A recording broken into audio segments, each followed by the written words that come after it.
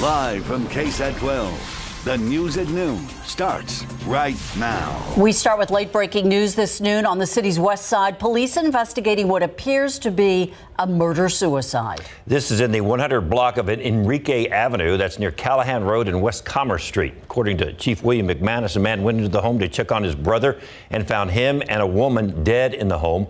The chief said the couple were both dead as a result of a shooting. Right now, indications are it was a murder-suicide. We will continue to update this story as we get more information.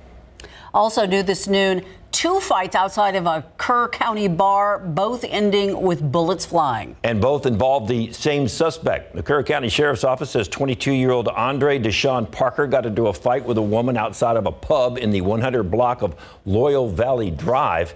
The fight was over a broken car window. At some point, deputies say Parker hit one of the women with a gun, which eventually fired. Due to the blows, no one was hit by the bullet, and those two women took off. However, a second suspect showed up on the scene, Vidal Lopez Ramirez. According to the deputies, both men got into a second fight then. This time, they both fired guns. The sheriff's office says they were charged with aggravated assault with a deadly weapon. And San Antonio police are searching for a killer, the person who shot and killed a man in the middle of a north side street. That shooting happened just before daybreak in the 9500 block of Lorene. That's near San Pedro Avenue in Lock Hill, Selma. And as Katrina Weber reports, investigators say there is still a lot they don't know about this crime. Just as the day was beginning, San Antonio police were tasked with finding out why one man's life ended. They answered a call around 4:30 this morning about gunshots in the area. Then in the 9500 block of Lorene, they found the man lying dead in the middle of the street. Police say that victim, who was in his 20s, had gotten into a dispute with another man who decided to end it with gunfire. The shooter then took off. As the morning went on, grief-stricken family and friends began to arrive. Police told me the victim was with a woman when he was shot.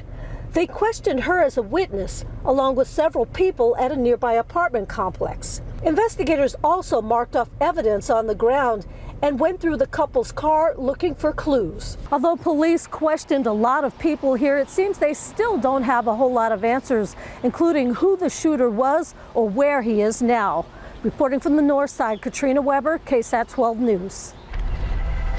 Looking outside right now with live cam, the sun has come out after a morning that included wet roads. We are going to see just about everything this week. We had some of the fog and drizzle this morning, so it was a damp start. Now the sun is out. We're going to see a warm day today. Temperatures may jump into the 80s here fairly soon. Could even see a few 90s on the map today. Let's look at the satellite picture. You'll see that those clouds have essentially cleared out. Now there is still some cloud cover out over the hill country, and some of that will work east today. So it's not going to be perfectly sunny, but there's enough sun there to really boost those temperatures. Right now, 76 at the airport. We are now up to 80 in Hondo, 83 Pleasanton, 86 in Cotulla, a spot today that could hit 90. And as we look at the forecast here in town, I think 83 is our forecast high. Mostly sunny skies, mostly sunny through 6 p.m. And we'll still get some breezy winds out of the south, 10 to 20 miles per hour. But as we look at the big picture here, a lot of cold air starting to build across the plains to our north. This is going to spill south and bring big changes by the time we get towards midweek. Strong cold front, and it's really going to cool temperatures down. Here's what to expect. Some afternoon clearing today. We're already seeing that, obviously warm. 80s and 90s potentially tomorrow. And then by Wednesday, here comes that strong cold front. We're going to go from 80s down to 40s. And we could see wind chills, maybe even a little bit of wintry precipitation, not here in town, but maybe in the hill country. We're going to talk more about that coming up in just a bit, guys. Thanks, Justin. New at noon, the Bexar County Medical Examiner's Office trying to figure out who a woman is that was found dead back in 2020. Now they're asking for your help, hoping to get some clues about her identity. This is a digital postmortem rendition of the woman. She was found back in November of 2020 in the 6200 block of South New Braunfels Avenue. The medical examiner's office says she is most likely white or Hispanic, between 20 and 40 years old, and she has brown, wavy hair. Anyone who has information about the identity of the woman can call the Bexar County Medical Examiner's Office. The phone number 210-335-4011. A driver who was pinned inside his vehicle during a crash on the south side has died. The crash happened around 4 this morning on Palo Alto Road, not far from South Zarzamora Street. Police say a driver in a pickup truck was heading north on Highway 16 when he hit a slick spot in the road and then came off that highway. And that's when police say the truck went down a grassy embankment and landed on its side against some trees. Firefighters had to cut him free from the vehicle. There was a passenger inside that truck. She was not hurt. Russian forces still gathering on the border of Ukraine, and the administration is saying they are on the brink of attack. But then last night, word coming in of a possible meeting between President Biden and Russian President Vladimir Putin. The meeting, if it happens, would take place in the coming days. But there's a big caveat to that. ABC's Ian Pannell says the White House won't meet unless Russia does not invade. Overnight, a potential diplomatic breakthrough in the Ukraine crisis. President Biden and Putin agreeing in principle to meet if an invasion doesn't happen. But the White House insisting that Russia is still preparing to attack this country. US officials telling ABC News they believe Russian tactical commanders have been told to be ready for orders to invade. Now, US officials raising the alarm further, now writing to the UN that if they invade, Russia could target specific Ukrainians for assassination or prison camps, saying those targets include those who oppose Russian actions, people like journalists and anti-corruption activists, as well as vulnerable populations, people like ethnic minorities and LGBTQI+ persons. But this late-night flurry of diplomatic activity by President Macron of France appears to have led to an agreement in principle for Biden and Putin to meet, although the details are still to be discussed at a meeting between Secretary of State Blinken and Russian Foreign Minister Lavrov this week. Meanwhile, Russia's announced its troops are now not going to leave Belarus as originally planned, but will instead stay indefinitely because of the situation around Ukraine. And this weekend, Vladimir Putin overseeing a test firing of a nuclear-capable ballistic missile with more than 150,000 Russian troops amassed up on 3 sides of Ukraine. One US official telling ABC News that the actual number could be even higher. It could be as high as 190,000. 50% of those troops, again, according to US officials, could now be in attack positions. So despite the diplomatic process, there is that sense of an imminent invasion, although it's not really shared by either the Ukrainian people or their government, who feel that this is a play by Putin to try and extract concessions on these so-called security guarantees that he's been searching for. But certainly the next few days should decide whether or not there is a path to war or peace in Ukraine. Ian Pannell, ABC News, in Kiev, Ukraine. Back here in the States, President Biden's search for a new Supreme Court justice is underway. CNN reporting that interviews have started, with at least one person having a sit-down with the president last week. No word yet on how many candidates will be questioned, but an announcement of the nominee could be made within the next few days. A separate White House official says Biden would like to make a decision by the end of the month. First Lady Jill Biden is coming to San Antonio this week. She's set to arrive on Wednesday. Joe Biden's wife will make a stop at the Mays Cancer Center that's at UT Health for a tour and a listening session. Officials say that the session will be focused on addressing cancer health disparities in the Latino community. The First Lady will also visit Joint Base San Antonio-Lackland and tour a child development center and participate in a listening session focusing on support of military children with disabilities. Still coming up this half hour, the game was over, then the fights broke out. It started with the Michigan coach letting the Wisconsin coach know he didn't like his coaching.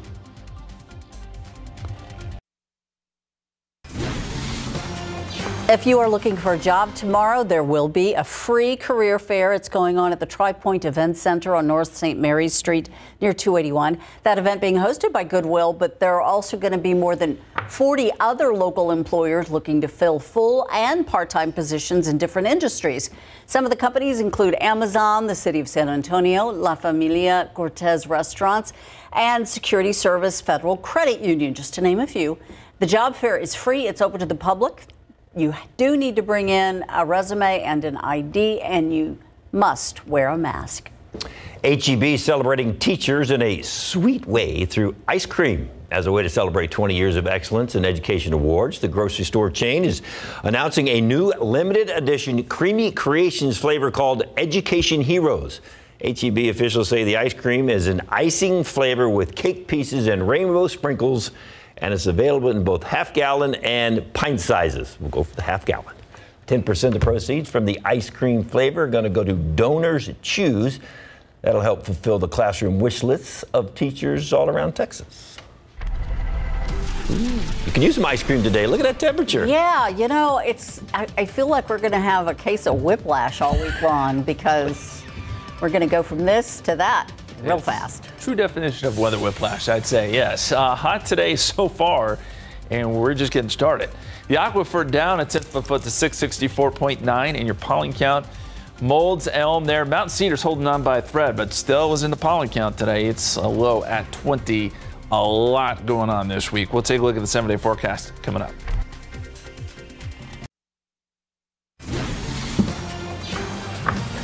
Gonna be gumbo weather before you know it.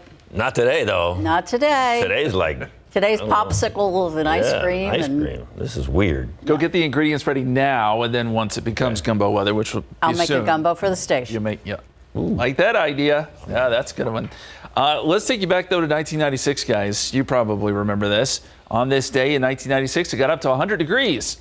Just shows you that February is one of those wild months for us, especially the end of the month. We can see anything from 100 to really cold stuff, and we've got some cold stuff in the forecast headed our way, as we just alluded to. Not today, though. 76 degrees right now. Southerly winds at about 10 miles per hour. Dew point is at 64, so that number has jumped way up. Feels sticky outside. And as we look at the satellite picture, clouds have cleared out. We do have a few cumulus clouds trying to build back in, though. It's going to be a mostly sunny afternoon. Some of these clouds you see out to the west may work through, but there's enough sun there to really get these temperatures ramped up at this point. 83 degrees in Pleasanton, 86 Cotulla, 78 in Braunfels, 77 in Gonzales, already up to 80 in Del Rio. Mentioned the dew points. It's humid.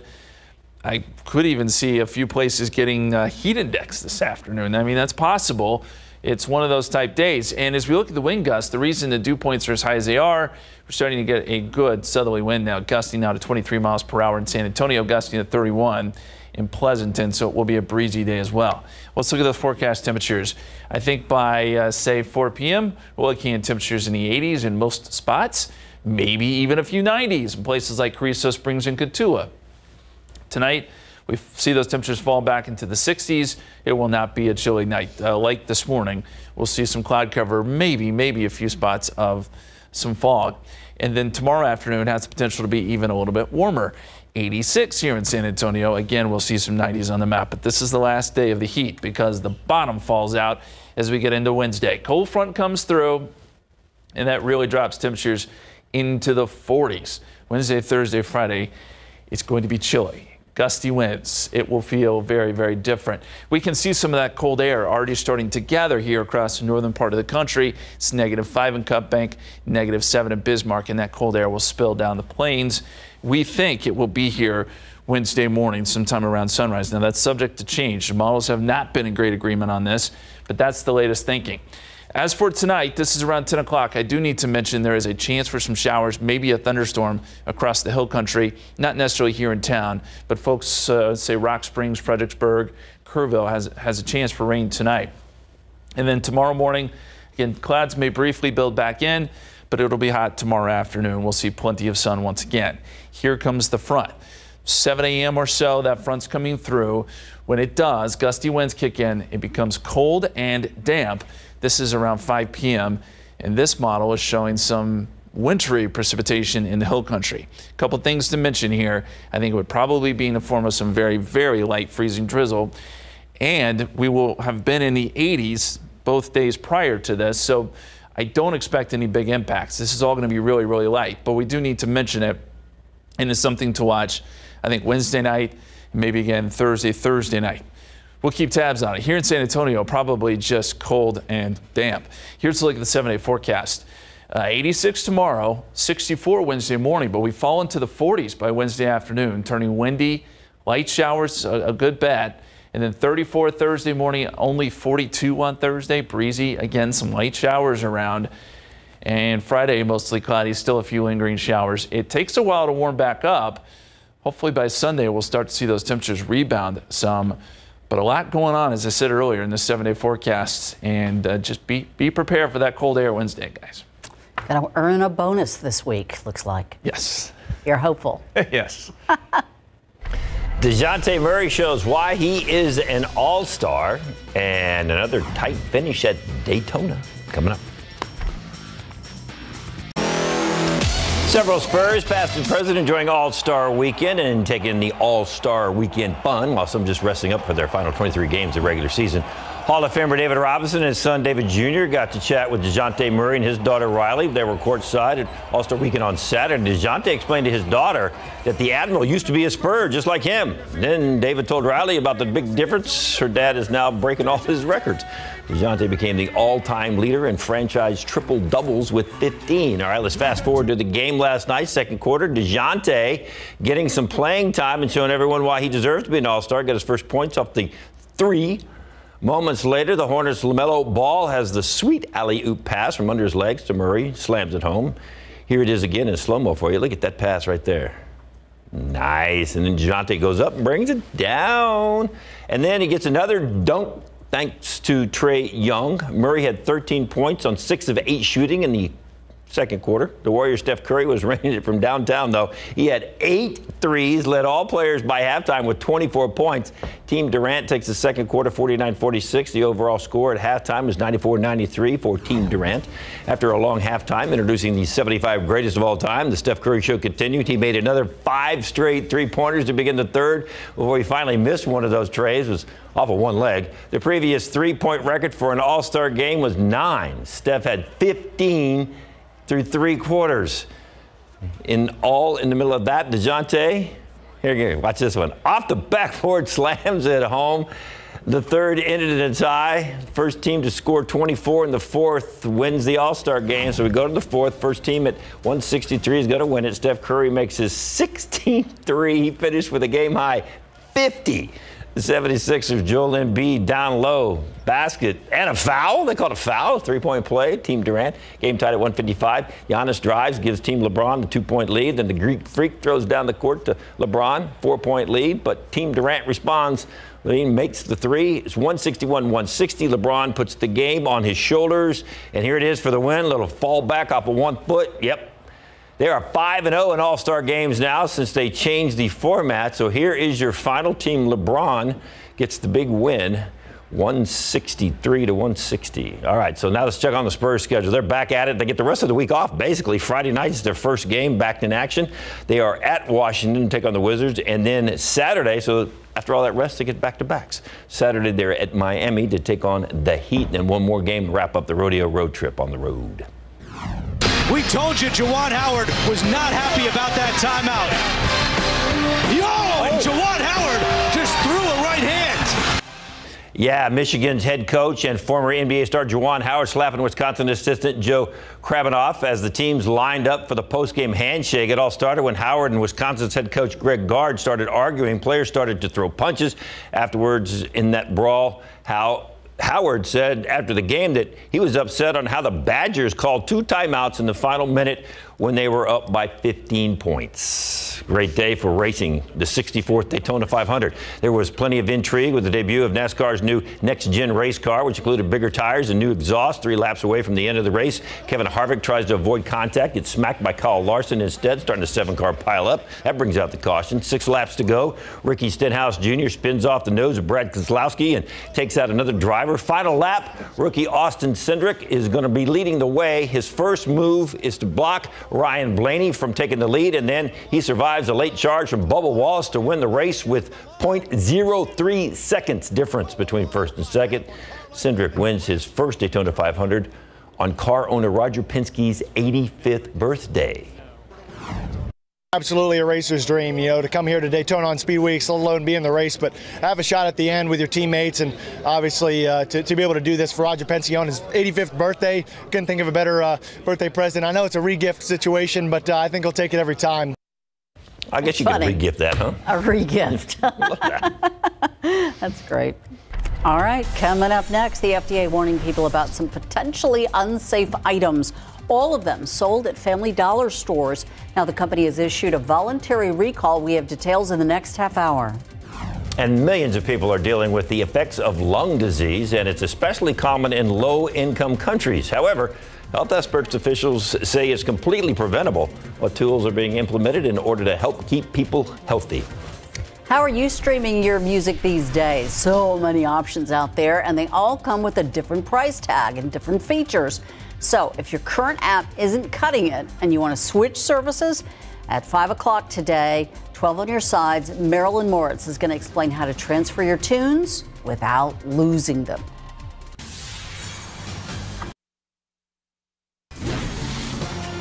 A murder mystery in rural upstate New York, about 200 miles north of Albany. A college honors student found dead on the side of the road, and now there's a long list of questions about the man police believe is responsible. ABC's Rita Roy reports the alleged killer is already behind bars, but police are still asking the public for information as they try to pin down a motive. A growing number of questions in the shooting death of 21-year-old college student Elizabeth Howell. First rescue, female, unknown trauma. All persons on scene. On Friday evening, police found Howell's body on a road 100 feet from the campus of SUNY Potsdam in upstate New York, where she was a cellist in the symphony. A day later, police arrested and charged 31-year-old Michael Snow of nearby Messina with second-degree murder. At his arraignment, Snow was remanded to St. Lawrence County Jail without bail. The school says he has no affiliation with the college, either as a student, employee, or graduate. Howell's father tells the New York Post she didn't have enemies and certainly no one that would want to kill her. As soon as they told us, we figured wrong place, wrong time. And he calls Howell a wonderful young lady, a talented musician, a dear friend, and all-around great person. Now police asking the public for information on the alleged killer's whereabouts on the day of the murder, releasing a photo of his gray Honda Civic. What led to Snow's arrest remains unclear, the school only saying it appears to be an isolated incident. Rena Roy, ABC News, New York. A jury in Georgia is going to hear arguments from both sides on whether the killing of Ahmaud Arbery in 2020 was a federal hate crime. 3 white men convicted of murder months ago for chasing and killing the 25-year-old black man.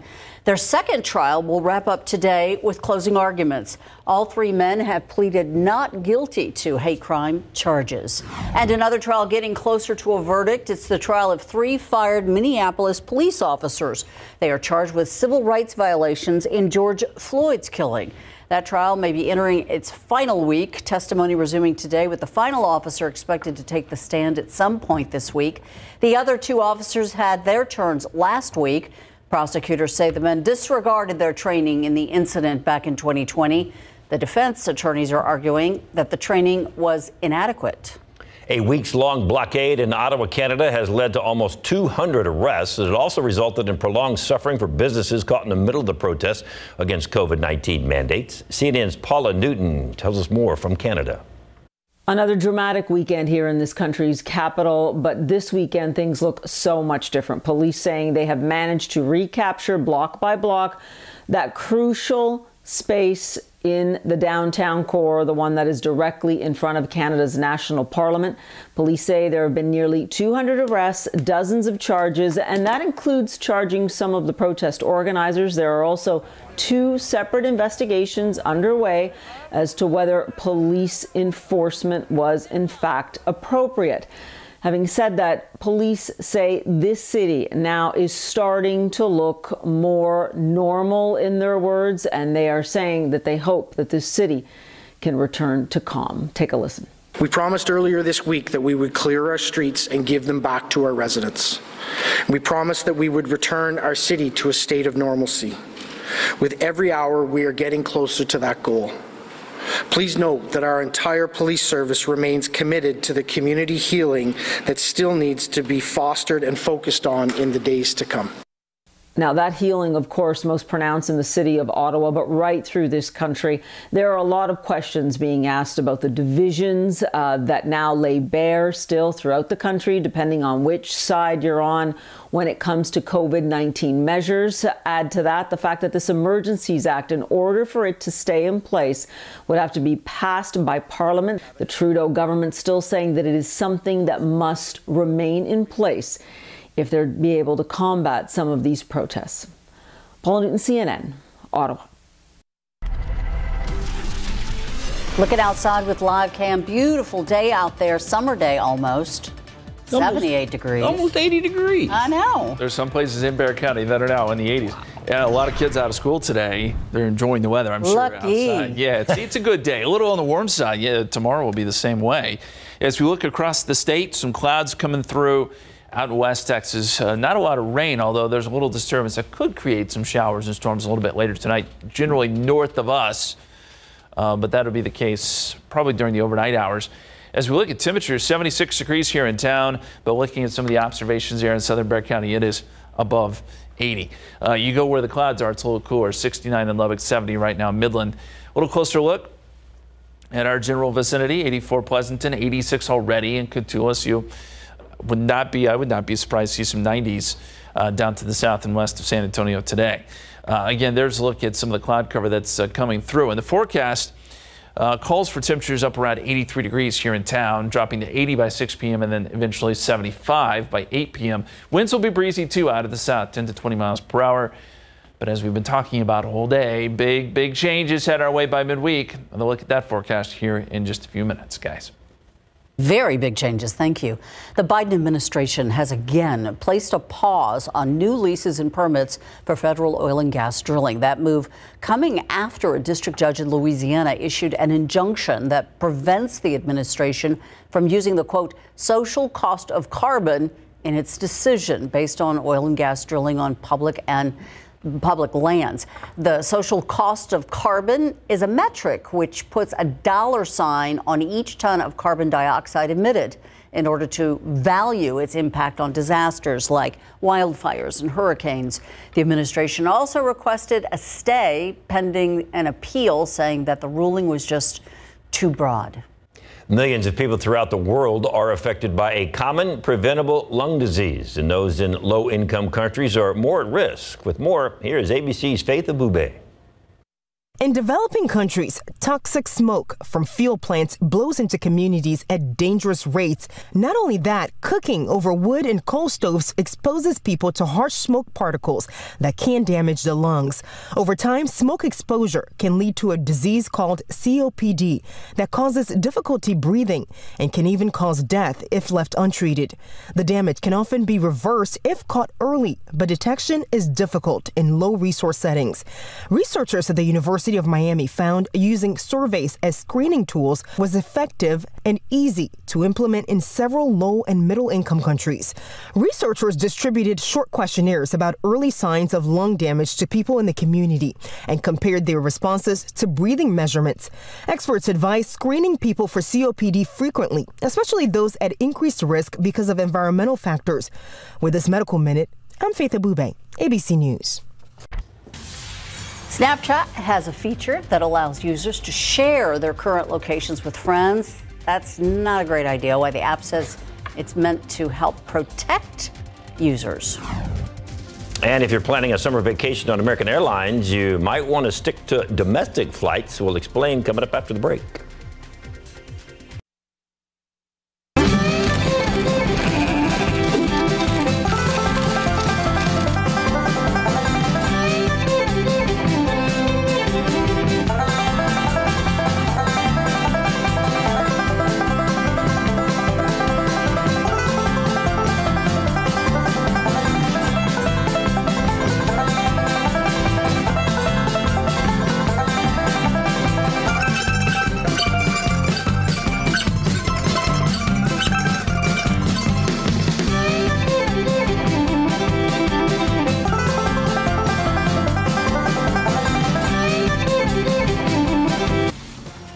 Family Dollar voluntarily recalling some medications, human and animal food, cosmetics, medical devices, and dietary supplements because of rodents. The discount chain says there is evidence of rodents at its distribution center in Arkansas. The Family Dollar stores shipped the now recalled FDA-regulated products to 404 stores in the South and the Southeast last month. So far, no reports of anyone getting sick, but rodent activity can pose a salmonella risk, and that can lead to severe sickness or death. The company is notifying impacted stores, and customers can return their items for a full refund. American Airlines cutting its schedule again because Boeing is behind on its 787 Dreamliner deliveries. So far, the routes impacted include Seattle to London, Los Angeles to Sydney, and Dallas to Tel Aviv. Airlines have been hoping for a rebound as travel restrictions loosen around the world. Boeing has been addressing a series of manufacturing flaws. Earlier this week, the FAA said its inspectors would check each Dreamliner before delivery instead of letting Boeing perform the inspections like it did in the past. There is a new feature on the Snapchat app. It's kind of a buddy system. And now Snapchatters can share where they are for up to 8 hours. The feature is the result of a partnership with Snapchat and the nonprofit It's On Us, which focuses on combating sexual assault on campuses. Last year, Snapchat said it had at least 500 million monthly active users. The company says it will reduce the risk of potential stalkers by placing a limit on the amount of time and with whom Snapchat users can share those locations. And we have liftoff. SpaceX launched its Falcon 9 rocket from Cape Canaveral in Florida this morning. It launched 46 Starlink satellites into space. The company's efforts to offer high-speed internet service to customers anywhere on Earth. That's pretty cool. Yeah, blue skies there too, just like here. Well, we have a couple of clouds. But they've been doing that for a while, by the way, and sometimes you can actually see some of those in the sky. You have reports of people seeing them as they go up into orbit. Is it going to get crowded up there one day with all these satellites? It is going to get crowded. That's one of the concerns, actually. Yeah, what goes up must come down. We won't go into all that. But 76 degrees so far today. 62 was the low this morning. Records are 130. We mentioned that record high of 100 set back in 1996. It's hot today, but not that hot. We look at the forecast coming up. Historic winter storm deep freeze across Texas. What it was like to be a meteorologist actually covering that event February 14th. And San Antonians that morning woke up to a winter wonderland. I was like, wow. Wow, look at all this snow. It's beautiful. It's gorgeous. And then the mood quickly switched. It was not fun anymore. It was just like, we're doing this appcast, and then we've got to put this on social. And then every now and then one of those thoughts would cross your mind. One of the most difficult parts about being a meteorologist during this time is we could just tell people about the weather. We couldn't tell them when the power is going to come on, when you're going to feel okay. Like, we may work one or two more things like that in our lifetime. Yeah. No. That was crazy. Crazy times. Today's the 21st. I think we were still feeling the effects of that on the 21st last year, right? I think I was still trying to fly back into town. Trying to get home? I don't think I got into like a year ago tomorrow. We were just coming out of the freeze. Things were getting better at this point. We weren't completely resolved, but things were getting better. Temperatures were starting to really warm up, and we were starting to see the damage that was left behind from all that. If I had it. You should have come to my house. It's a heck of a stretch. I wasn't there. Couldn't get there. Well, we can laugh about it now, right? I mean, gosh, what a stretch. Look at that, but 78. Now we've got another cold blast headed our way. Not that cold, but we do have some cold air headed our way by midweek. Let's first start with the time lapse this morning. And we had some rain, some drizzle, some fog earlier. And now the sun's out and temperatures have really warmed up. 76, dew point is at 64, southerly winds at about 10 miles per hour. And that has been ushering in a ton of moisture, so it's humid out there too. And as we look at the satellite picture, we do have some clouds that will stream across, but these are moving through pretty quickly. So we have enough sun out there certainly to push those temperatures even higher this afternoon. Already in the mid 80s in places like Pleasanton, Carrizo Springs. It's 82 in Uvalde, 76 here in town, 81 in Gonzales. So a lot of 80s on the map. We'll see these numbers probably go up another several degrees before it's all said and done. We mentioned the winds. They're getting pretty gusty out there. Gusty now to 36 in Pleasanton, gusty to 23 here in town. That's that southerly breeze bringing in all that moisture from the Gulf of Mexico, and dew points have jumped up significantly into the 60s. So it feels kind of spring-like out there today, quite honestly. No thunderstorms in the forecast, but it feels like March or April. Temperatures in the 80s this afternoon. We're thinking 83 here in San Antonio, some 90s potentially down there around Carrizo Springs and Cotulla.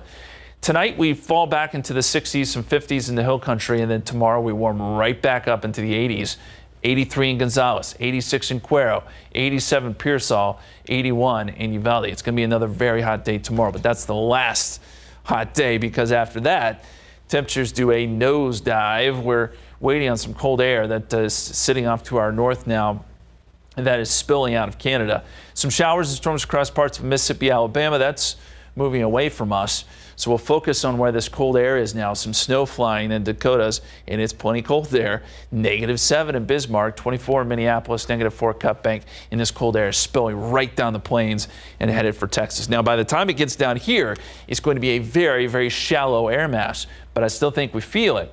And those winds will be gusty too, so the wind chill values are going to be really cold, probably in the 20s in some cases. Here's a look at the forecast.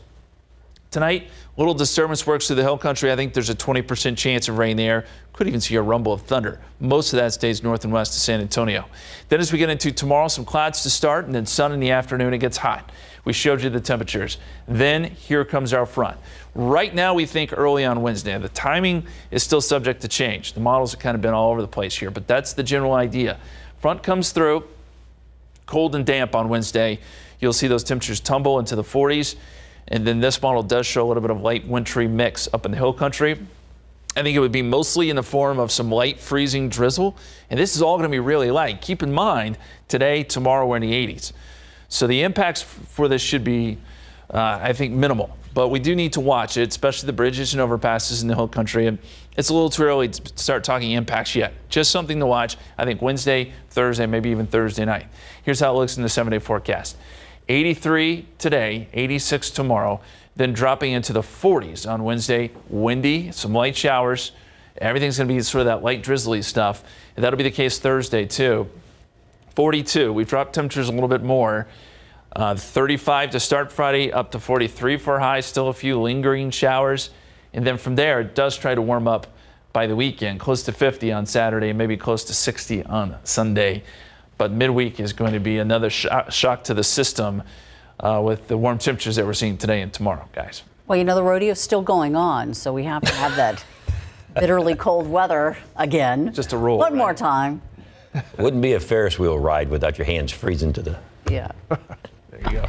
Ben Stiller directs a new series starring Adam Scott as a worker at a strange corporation. A preview coming up after the break. This rodeo concert schedule brought to you by the new 2022 Chevy Silverado, the strongest, most advanced Silverado ever. This is the last week of the San Antonio Stock Show and Rodeo, and the stage is going to be busy. Little Big Town is bringing their hits Monday night. Get ready, Superman is coming to town. 3 Doors Down lands Tuesday night. Then it's a night of Texas storytellers with Kevin Fowler, Jack Ingram, Corey Morrow, Colby Cooper, and Mike Ryan. Did I get them all? Boy, that's a lot of stories. But there's more. Thursday, it's Brett Young, Classic Rockers Styx Friday night, and Jimmy Allen Saturday afternoon. And it all comes to an end Saturday evening with the rodeo finals and Ryan Bingham. And always remember, let's rodeo, San Antonio.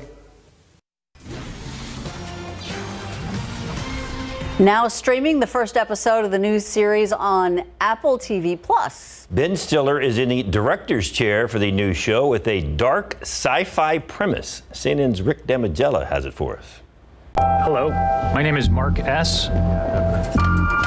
And I have, of my own free accord, elected to undergo the procedure known as severance. Adam Scott stars as an employee of an unusual corporate entity in Severance.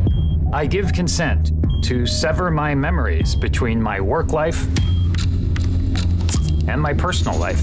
It was really challenging. It was really fun. I mean, it feels like it might be like 2 different characters, but it's not really. Like my first instinct was I would like one of them to like have a mustache and a hat with a long feather in it, and then the other one to have something else. But Ben immediately said no to that. Ben Stiller directed several episodes of the series. The fun part of it is you get to dig deeper into these worlds and into the characters, and I think explore more specific and tangential things that I think are really, really fun to get into, that make it feel like a fuller experience when you watch a whole series. Well, when I first read it, Ben sent it to me. I think they just sent me the first episode.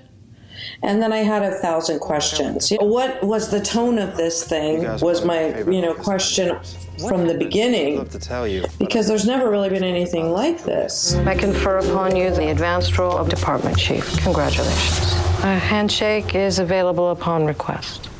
Thank you. May I have a handshake? In Hollywood, I'm Rick Damigella. I saw the first episode already. So you separate yourself from your home and your work, basically. Yeah, that's how bad your life is, apparently. Ooh. All right. We have too much fun to do. So how much do you know about President's Day? Well, there is a pop quiz coming up on SA Live. Plus, we got some tacos, Longhorns at the rodeo, and a whole lot more. Hey, Mike and Fiona. It is a holiday, but of course we are hard at work here for a President's Day that you won't soon forget. Yes, we're going to get you filled up on birria, taco, quesadilla concoctions that we have not seen the likes of before. And there is a hidden gem on the north side. I get overly caffeinated at this coffee shop. They make a waffle latte, and they have got the best creme brulee you have ever eaten. Woohoo! Then we check out the Longhorns at the rodeo grounds and learn about the Watusi Bowl. And our dear friend Stephanie Pena Frost is here, and we're going to make some rodeo decor. And this black-owned business is making delicious food and giving back to the community. We make a tasty recipe with Gnomes Catering. And last but not least, Jen is here, and she's going to show us how to turn your bathroom into a happy space. We're not talking any happy space, how it can be turned into a spa. Yes. Why do you guys have to pause when you say a spa? It just makes you feel more relaxed. All that and more when SA Live continues in just a few minutes.